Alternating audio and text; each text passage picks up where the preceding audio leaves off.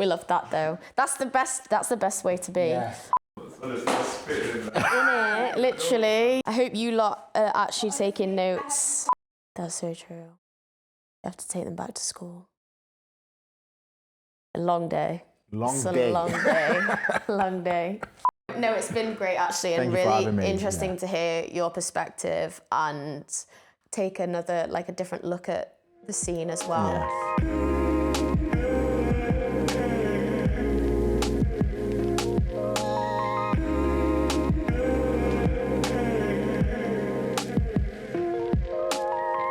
This is After the Applause.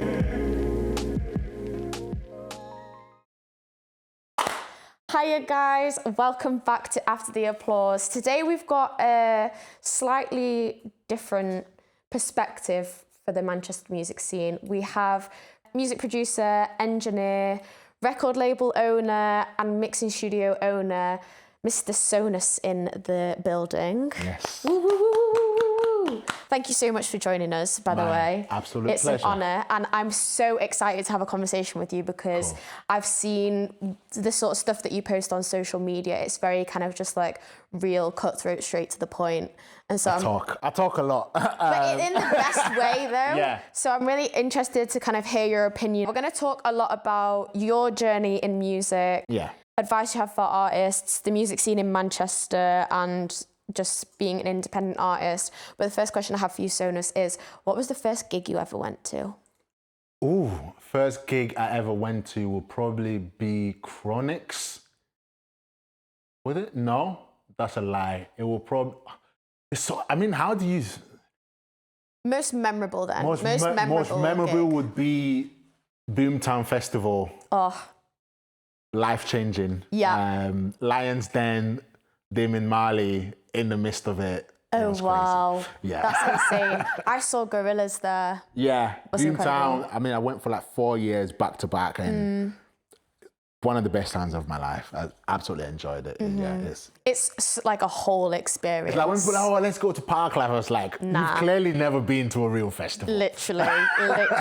I completely agree with you on that one. Yeah. Would you go back? 100%. Look, it seems like, because I remember when I was there, they used to have a section for kids and stuff. So I think I would love to go back with my daughter. I definitely won't be able to drink as much. But they have like places where the kids can play and stuff like that. Because I think it's important to kind of get kids into that kind of commune kind of mentality very early on as well. And kind of ingrain them in kind of like music and how that works and festivals and just experiencing outside instead of just putting AirPods in and... I completely agree with you. Digitally plugged in. Yeah, completely agree with you. My first gig was going to music festivals. Yeah. The most memorable one when I was young was seeing Florence and the Machine at Latitude. Yeah. And I was like 7, 8 years old. So yeah, I grew up going to music festivals, and I think that's so true. Definitely something I would definitely love to do more of. I was looking at the lineup for Reggaeland this year, and I thought, ooh, definitely. I'm going to be right in the midst of it. Love that. Your daughter can have those noise cancelling headphones. Yeah, I mean, she's got them already because sometimes if I'm working, I just need to blast the tracks. She has to be next to me constantly, obviously, because of course. Why else would I need space in life? Literally. But you're kind of most known for being a music producer and engineer. Yeah. How did your journey into production start? Oof, an interesting question. I think I've always been involved in music, like Nigerian house, black household, you pretty much involved in music constantly. Played at the church, standard, all of that stuff. But when I was in high school, I was given my music teacher, fling at that time, called Mr. Batalan. I think he was from Brazil or something like that. He gave me a Cubase CD. It's like a DAW music production thing, and it was like, have fun with it, do whatever you want with it. So that kind of when I got the little bit of a bug with it. Went to college, again, Ninja at home, you have to go to school, all of this stuff. I got a scholarship to study chemical engineering, and I thought, okay, life is short, this is what you're gonna do. And then I just woke up one day and I thought, I really don't wanna do this. And I knew the consequences of saying I really don't wanna do this kind of thing. So I had to move out. I moved out when I was 16. Wow. started from scratch. I was working at McDonald's, then working at Nando's, and then just figuring out what I wanted to do. I knew it had to be with music, but I just didn't know where it was going to be. Then I went back to uni, I studied audio engineering, and then pretty much built the business from there, really, kind of thing. I think I knew where the destination was. I just didn't know how I was going to get there. I knew that it had to be music in some way, but I didn't know, was I going to be a producer? Was I going to be a writer? Was I going to be a musician? I didn't really know. I just kind of thought, this is where I need to be. This is where I definitely do not want to be. How do I get there, kind of thing? Yeah. Was how I kind of started out, I guess, kind of thing. Yeah. And then it's just kind of gone from there, really, just day in, day out. There has been tough moments. There has been moments where I think one thing I always say is, and that's why I'm so open and I'm so unapologetic about the way I speak and stuff, because I have sacrificed more than most people ever willing to even think about, kind of thing. I've lost everything to have this. So when you kind of do that, you just think, I don't care. Like I've lost everything I could possibly lose. What's there left to lose, kind of thing? Yeah. So it's just literally just putting the time and work in, really. Yeah, it sounds like your story and journey is kind of testament that if you just keep pursuing what you want and stay consistent and true to what your kind of desires are, then it will come to fruition. 1,000,000,000%. I mean, I always try to say to people, this is not some random guru or some guy on a stage trying to tell you this fairy tale story. Like, I lived in a shared house 5 minutes from here with mold on the door on the walls, kind of thing. Yeah. It was literally just saying, this is what I want, and this is how I'm gonna do it, kind of thing. And it's also setting those realistic expectations. It wasn't, I'm going to be the biggest producer in the world. I was like, I just want to make enough doing what I love to live a comfortable life. And I think that's possible for pretty much everyone. And yes, it took time and it took a lot of sacrifices and effort, but it's pretty much there now, kind of thing. But then also it's the roller coaster of this game. I could wake up tomorrow and it changes again, and then you just pivot and do it again, kind of thing. It's as long as they say, this is what I want to do. But the thing is, most people just think, oh yeah, I want to be a superstar. What does that mean? True. You get what I mean? Like, yeah. I want to be, what does that mean? Yeah. Like, what is the process of you being a superstar? Tell me the process. Tell me just step by step for the next 2-3 years. People are just chucking stuff at the wall, hoping something hits. That's so true, actually. Everyone's version of superstar as well is so different as well. I think it's understanding what you actually want and what makes you happy. What's your why? You get what I mean? Yeah. I really do believe if you get to do what you love in life and you make 50K a year from it, you've won this thing called life. And 50K might not seem like a lot of money, but you get to wake up whenever you want. You have no boss. You get to do what you love every day, day in, day out. You won. You're living better than the 1-2% of the world. 50K is not impossible to make from music. It's not as hard as people think it is. No. You get what I mean? But it's just because people set this thing of, I want to be a superstar. Then you don't even have a North Star. You're just wondering and hoping something happens. Literally, ask any musician, what is your plan to get to this point? None of them has any. It's just, I'm just hoping something happens. That's so true. I'm hoping something goes viral. I'm hoping I drop a song and it goes crazy. I'm hoping I get signed randomly. But what do you want after that song goes viral? What next? You stop? Is that it? What's the process? Yeah. How do you repeat this? Do you even know what made that song to go viral? Speaking of artists, you work with such a variety of artists now at the stage you're at. I guess usually when I speak to producers, they're working with a certain type of artist, and I'd ask them the sort of question like, how would you describe your sound? But because you work with such a variety of artists, I want to ask you, how would you describe your style?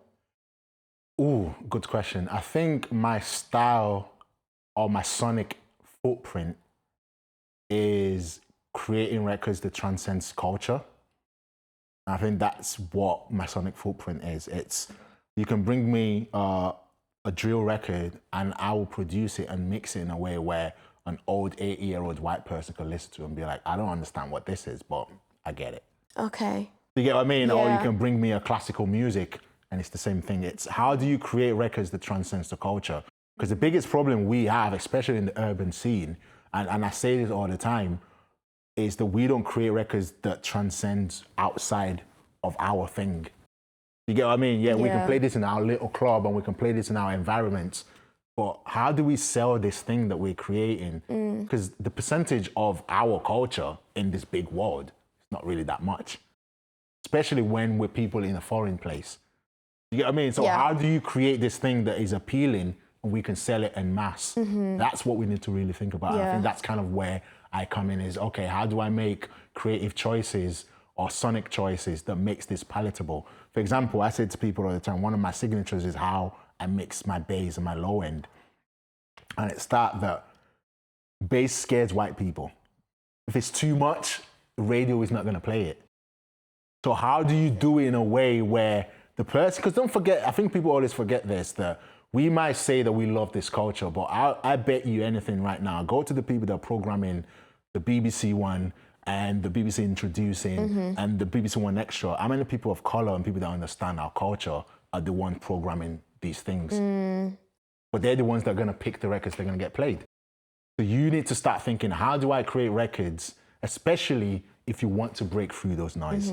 How do I create records that's palatable to them while still maintaining the cultural imprint of what I'm doing? Okay, so it's kind of like, I can't think of a better word, but just how to make a song simple enough to appeal to a wider majority. Yeah. Okay. And that's not for everyone, don't get me wrong. There are people that have this integrity, this artist integrity thing, and I don't think that's right or wrong, it's just not for me. Because the way again, this might come across a certain way, my daughter is not gonna turn around one day and be like, oh, why are we not having 5 holidays in Paris? And I'll be like, oh, because I was trying to maintain this artist integrity thing. No, I'm trying to make a living doing what I love. You get what I mean, kind of thing. A lot of creators have this ego about their art, but a lot of times that ego literally just comes from insecurity. You get what I mean? And you can't even justify the ego that you're talking about. You're talking about this artist integrity, but if I ask you the history of this music that you're creating, you can't really tell me that. So it means that it just comes from a sense of you feel more important if you can put these barriers in place that stops you having to actually compete against your peers. Okay. Because it's easier for you to say, oh yeah, they don't get it, it's because my stuff is on the ground. That's why they're not playing it. No, it's because you're not creating a quality enough for them to actually compete. You're building limitations for yourself, Because you're scared if you actually get to compete with your peers, you're not going to stand up to spar. It's the reality for a lot of people. And again, the only way I got to this destination and to those conclusions is because that's what I was doing. Right. I was the guy that said I would never sign to a label. They're the worst in the world. I would never do this. I'm getting like sometimes I get the Facebook memories and some of the status I used to write. And I just think you're an idiot. You get what I mean? Yeah. But it was literally just because I was constantly seeking validation. Because I felt like if people could say my art was genuine, then it felt better. Yeah. Because I was scared that actually if I put my work against my peers, it would not be good enough. Okay. That's really interesting that you've made that comment about like your younger self and how you used to see music, because it actually closely links with the next question I had for you, which was how long did it take you to be secure in your work and confident in what you do and what you provide for artists? It's not there. Okay. And that's the reality of it, kind of thing. Every single mix, I still think it's not good enough. I've never done a mix where I think I love that. No, never. Wow. But that's where deadlines become important. But do you think that's like a self-critique thing, like a perfectionist thing? I think it is a self-critique thing. I think it is an imposter syndrome. Some of the names I get in my DMs and in my emails sometimes just makes no sense. And I just think, how can a kid in the molded flat in Salford get to work with these people? It just doesn't add up. It doesn't make sense. I've not been doing this long enough. I am not as talented as other people around me. I'm still not secure in my work. I've just learned not to seek validation. Okay. And just make it more of an internal thing. My job is, how can I be the best version of myself? You get what I mean? How can I be better than yesterday? As long as today's mix is better than yesterday's mix, that's all that matters. Kind of thing. So that's kind of how I've internalized it and made it a little bit easier for me to kind of work. But in terms of actually being fully secure in my work, I'm still working that journey. That's so interesting then. If you've never kind of put a mix out that you've thought is perfect, how does that process work for you then when you do put it out? Like, what makes you be like, oh, okay, this is good enough to go out? Deadlines is the first thing. You don't get time to think. Yeah, fair enough. You get what I mean? The artist needs the record. You put the record. You get. Second thing is, it is not your record. The artist's record is their vision. You get what I mean? And even though my style of mixing is, I do tend to be like, I want my imprint on the record. I want to be able to say, because as engineers, that is our CV. And I feel a lot of times artists forget that. And I've had a few situations with artists about it where I've done a mix that they were not happy with and they wanted me to change it. And I've been like, no, actually, I'm not willing to change the full sonic kind of concept of this mix.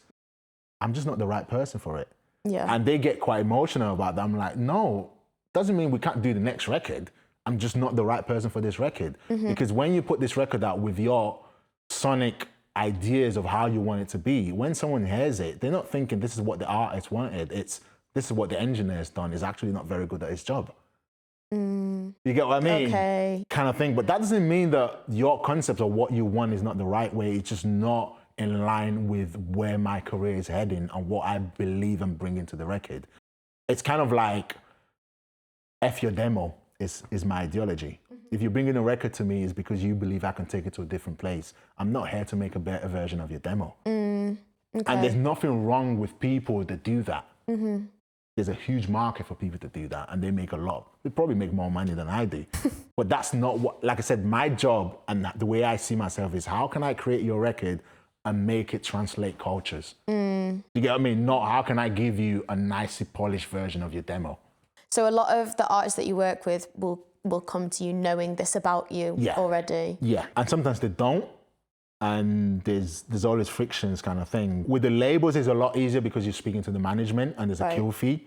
So even if you don't like it, I'm still getting paid 80% minimum, so it's fine. Kind of thing. Yeah. Obviously, with independent artists, it is a bit morally questionable for me to do that, because I'm like, these people are struggling for money anyway. I shouldn't be taking money off them if they're not happy with it and they want to go elsewhere. That's why my thing is the first revision will tell me that. Okay. So I have endless revisions. You can change as much stuff as you want, as long as it's not stuff that's changing the sonic vision of the record. Okay. So if we don't align with the first sonic vision, that means how you see the record and how I see the record is totally different. And that's totally fine. I'm just not the right person for it.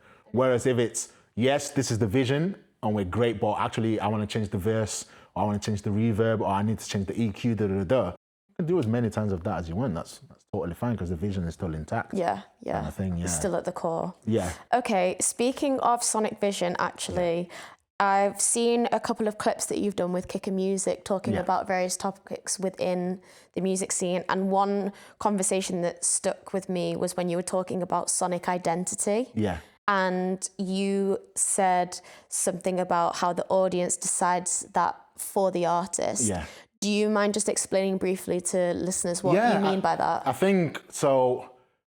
Brand is one of the buzzwords that you hear in the music industry right now, and everyone just throws that word around. And people usually just think it's a physical thing. Brand is sound, look, and story.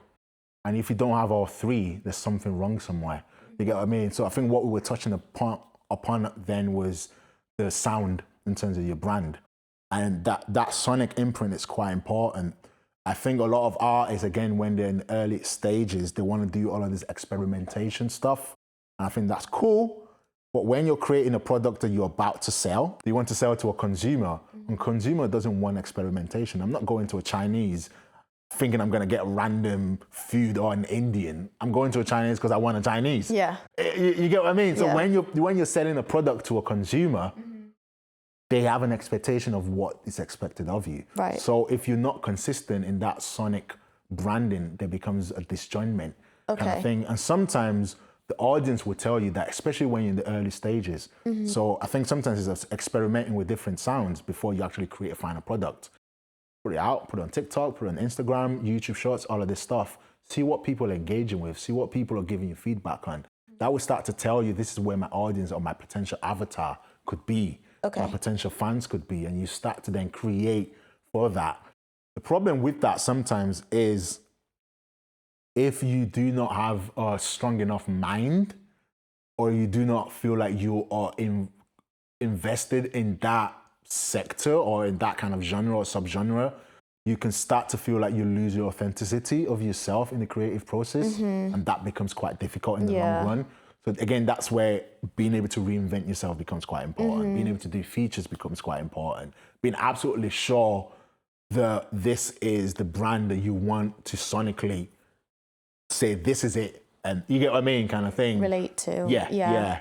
Yeah, because that was kind of the question I was going to ask you next about finding your sonic identity, is that if you are experimenting with these sounds and you put some sounds out there that you're kind of like, this isn't really me, but I'm just going to test it out, and that's what people resonate with more, there is that concern that the artist might lose their sense of self and the authenticity. But then again, it comes back to, and again, this is where I have a lot of kind of different opinions to people in terms of the industry, that this is the music business. You get what I mean? Okay. Not everything you create has to be sold. Okay. You get what I mean? So if you have a feel, like, I write songs, I write for a lot of people, I write with a lot of people. A lot of the records you're probably hearing, I've probably written half of them, kind of thing. Okay, mad. I write every day. I don't put songs out as an artist. I just write, because as a creative, you have to constantly create. That's what makes us tick. You get what I mean? But that doesn't mean you then put what you create out if there's no audience to buy it, if there's no consumer. What's the point? So what I would say to someone like that is create because you have to create, but sell what you know the consumer is going to buy. And yes, when it then becomes this massive thing, it can cause friction. It can lead to issues like when you have artists with labels who are then doing this constantly and they feel like they're losing the artist's integrity.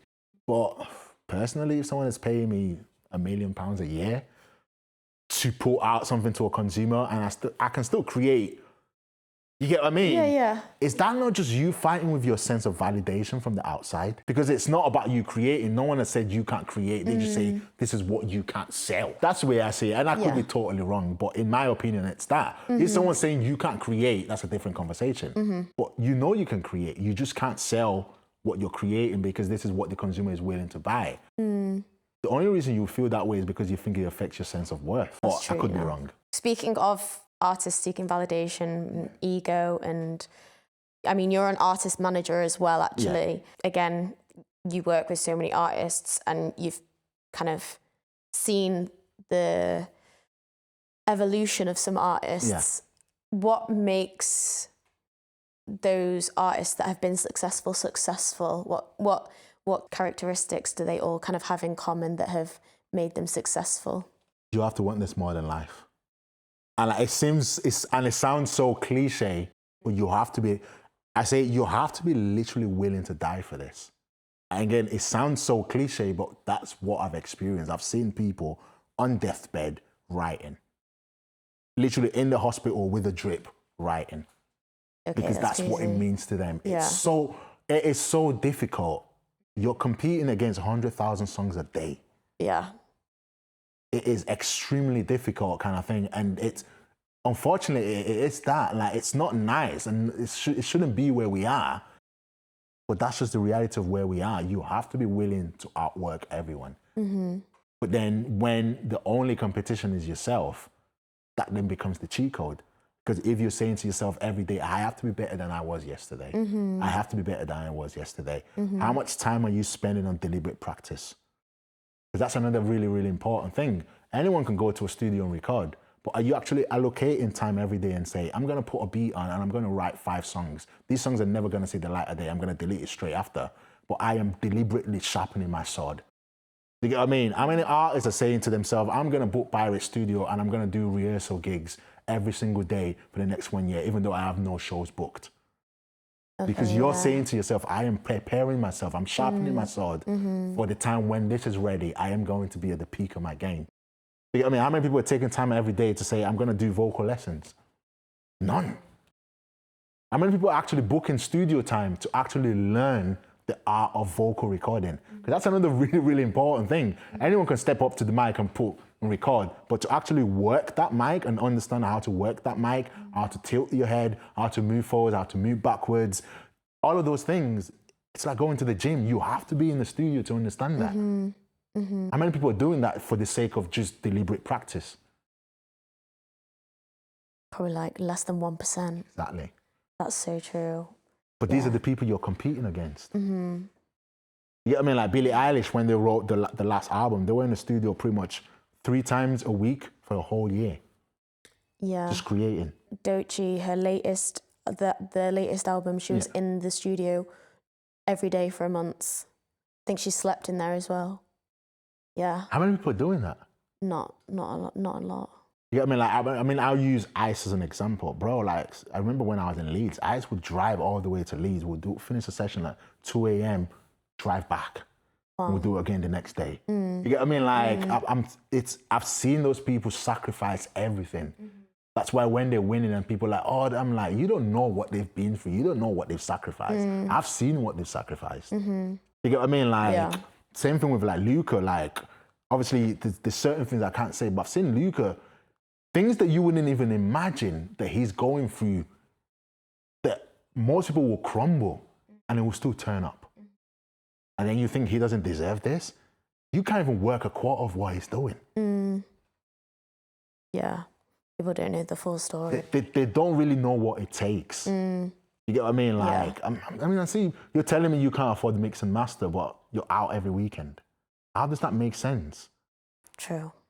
All of you can smoke weed. Do you know how much, if you literally just stopped smoking weed, do you know how much money you would save?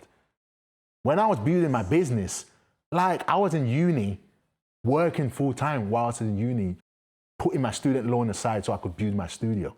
Wow. That is what it takes. I still came out of uni with a first. So it means I wasn't skipping uni. I was still doing all of that, still working full time. Insane. So when I say all these things, people think like, oh, I'm like, no, it's because I know what I sacrificed to get here. I know what I lost to get here. So it makes me a little bit, I just don't have the empathy because I'm just like, you don't even work in a quad. Look at it this way. Most of you have a job or some form of income somehow. There's light, there's electricity, there's water coming out of the tap. There's kids in Africa, they don't even know what they're gonna eat tonight. And they're deciding, do I take this money that I've got for food or do I go to studio? That is literally the choices they're making. You mentioned there briefly when you're talking about passion and wanting it, about how it's you versus you. And I saw you post a video about an artist that was quite upset with their Spotify Wrapped, and you were talking there, and a lot of people were talking about how like it's you versus you and you versus last year kind of thing. And I think that can be lost, especially within the Manchester scene. It's a lot of like, everyone, it feels like they're in competition with each other. They're not focusing enough on themselves. It's a crabs in a barrel type of mentality. And then you have a bubble that everyone wants to be part of. You get what I mean? Everyone wants to be king of this bubble. And that's the biggest issue, because they would do anything for the validation of everyone around them rather than focus on how do I actually grow. So it's what can I do that can create a buzz within everyone so everyone will champion me. You get what I mean? When it should be, how do I focus on being a better version of myself? You get what I mean? How do I, and again, in terms of, it just comes back to accountability. What are you actually doing to hold yourself accountable? It's easy for you to say, actually, I want to be a better version of myself, but are you tracking how many shows you did last year? Are you tracking what your social media numbers are? Are you tracking what your engagement rate is? Are you tracking how many streams you're doing per release? Are you tracking how much you're spending versus how much you're recouping? And then you're saying, okay, these are the figures I'm seeing over 6 months. Okay, what do I need to do to change this in the next 6 months? Yeah, so true. Again, it's that whole kind of like vagueness, like you were saying, with like people that want to be superstars. It's like, well, what goals do you actually want to achieve, and what actions are you going to take to achieve those goals? Speaking of like the Manchester music scene as well, it feels like... You don't want my opinion on the Manchester scene. Well, I kind of do though.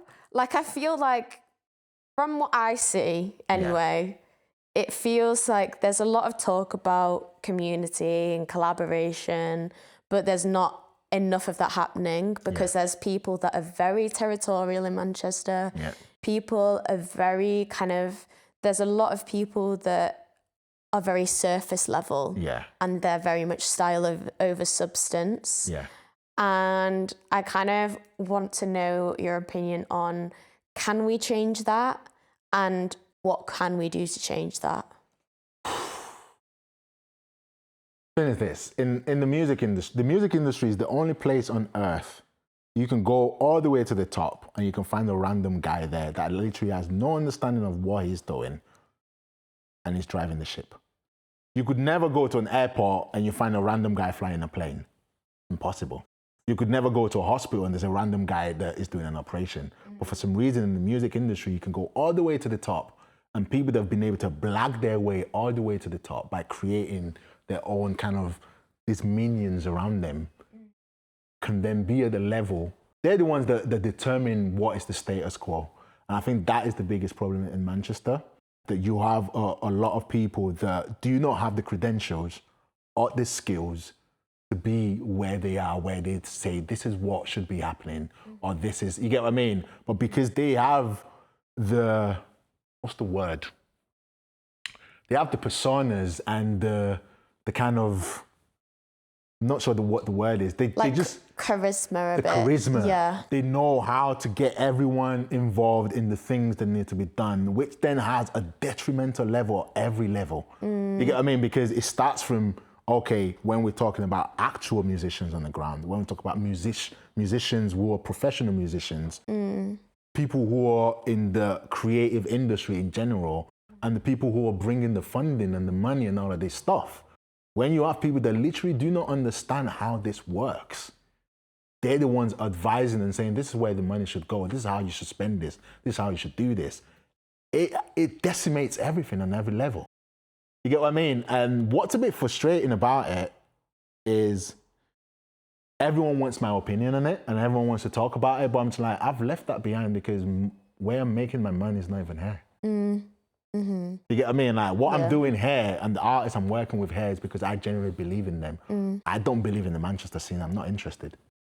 I believe in the Manchester artists. That's why I'm investing in them. You get what I mean? Yeah. So don't ask my opinion about how do I fix this thing when we all know what the issue is. That day I put that post up, the same people I was talking about and the same people that are causing all these issues, oh my God, you're so right, bro. I'm just like, you guys are idiots. I hate it here.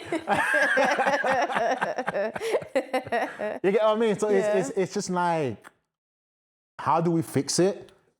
It has to start on every level. It has to start at the level of we as a unit ourselves have to take ownership and say, actually, before you tell me that you are good at something, show me that. What's your credentials? How many artists have you managed before? How many artists have you broken? Okay, you're this great engineer. Show me your mixes. Show me your productions. I don't want to see numbers. Numbers don't mean anything. I've got ears. True. You get what I mean? I don't want to see all of these credits you've got. That doesn't mean anything. Yeah. Show me your records. 100%. Let's put it, you get what I mean? Yeah. Start at that level. Oh, actually, you're a manager. How many artists have you broken? Okay, your management style. How many artists have you actually taken to a level where they're earning? We're not talking about social media numbers. We're talking about they're earning money. Yeah. Let's look at your company records and see how much money you're bringing into your company.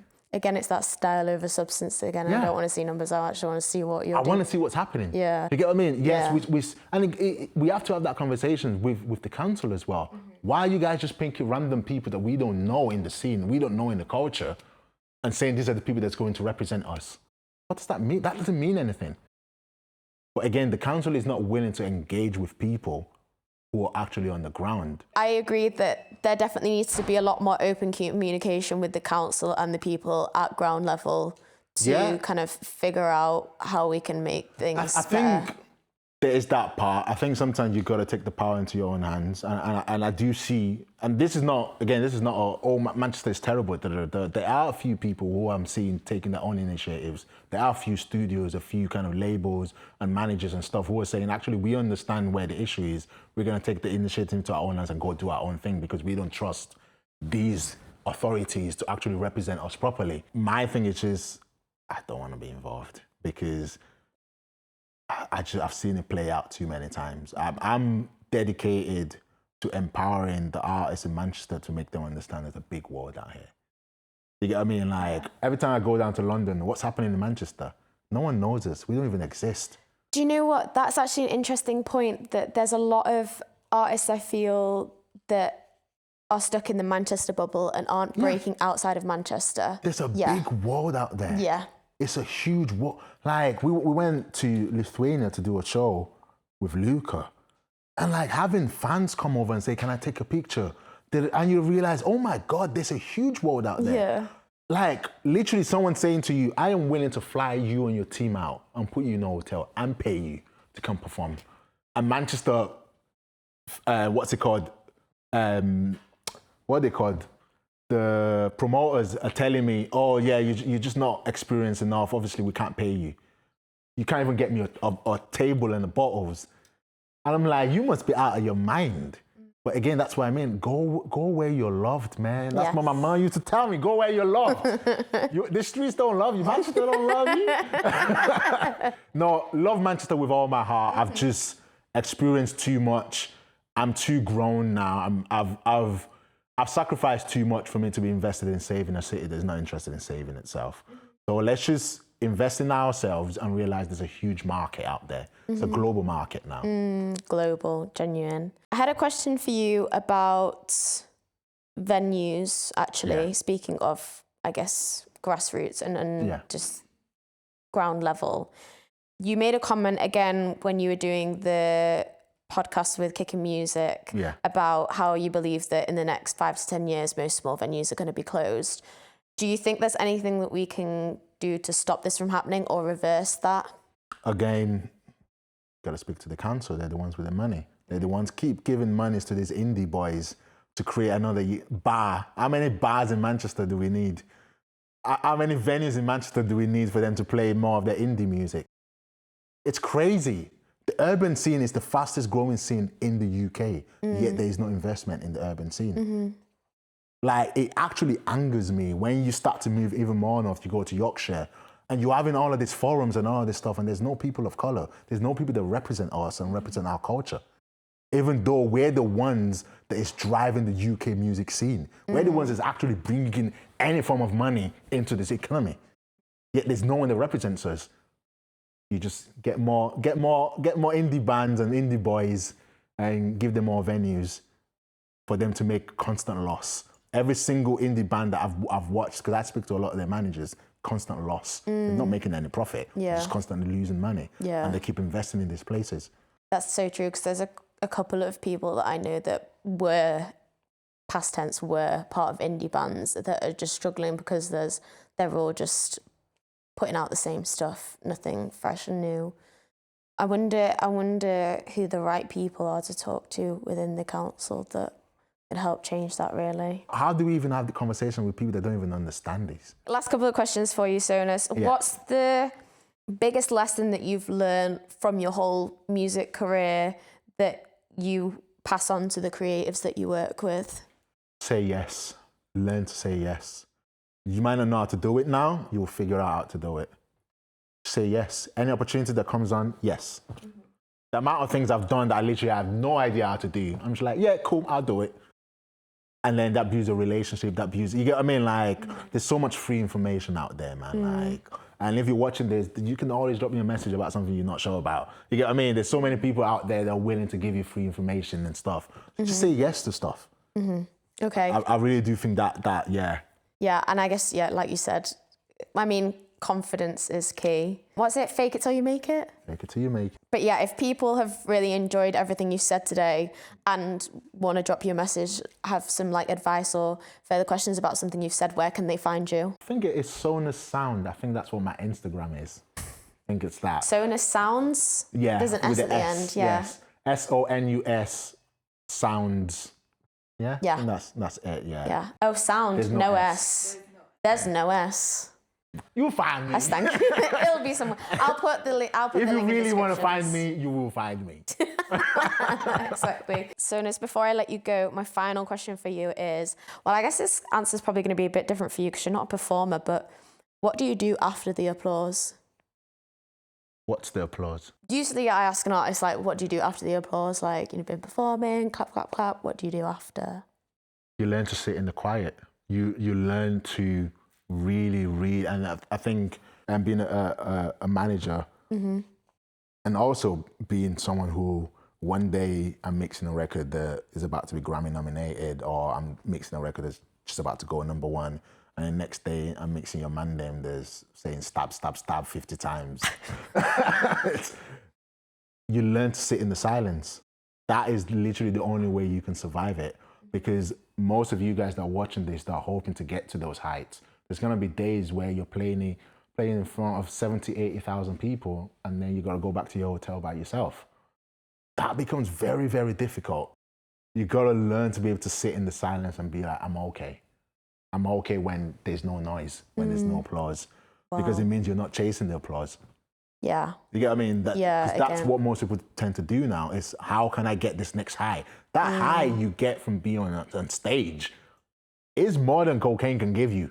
You get what I mean? So you're just constantly chasing that high. How can I get this again? And that's when you start making stupid decisions. That's when you start faking your streams, you get what I mean, making stupid deals, doing stuff like that, because you're constantly thinking, how can I get this buzz again? How can I get this buzz again? Whereas if you learn to just be like, it's okay.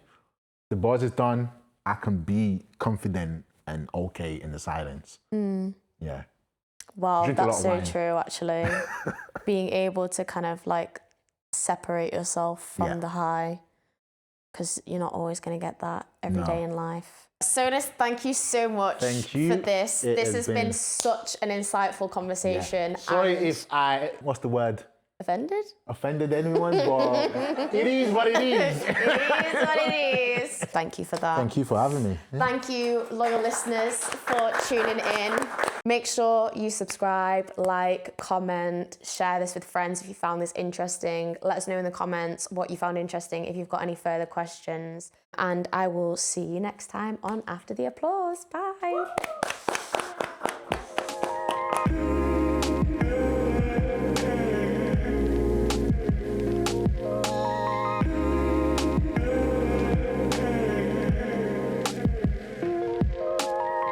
This is After the Applause.